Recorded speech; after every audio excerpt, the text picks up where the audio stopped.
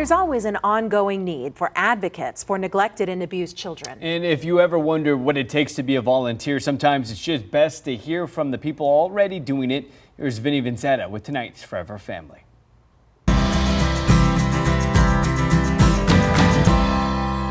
Hey everybody, I'd like to introduce you to two amazing ladies. This is Miss Madaly, this is Miss Erica. They are happily married, they're working on college degrees, and most importantly, why we're here today, they are CASA volunteers. Thank you for that. And I want to ask you, Madaly, how's all that going with CASA? It's definitely challenging, but rewarding to be able to see the kids through really hard times.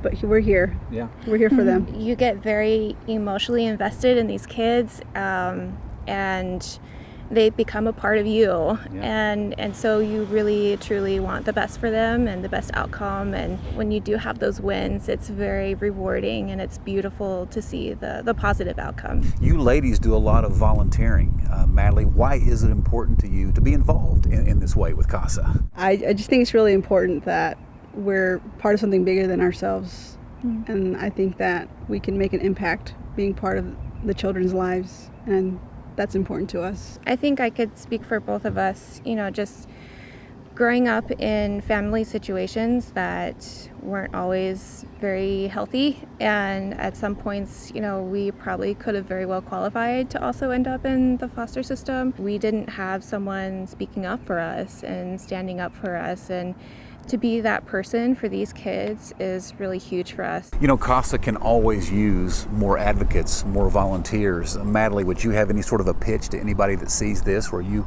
would tell them this is why you should get involved and be an advocate? I think it's the most rewarding that it's ever been, to be able to see them smile when you're around them and to be able to just be there for them. I think that's the most important part. Having someone that's looking out for them and covering all the bases and providing care, emotional support, practical needs in ways that a lot of these caseworkers don't have the time for.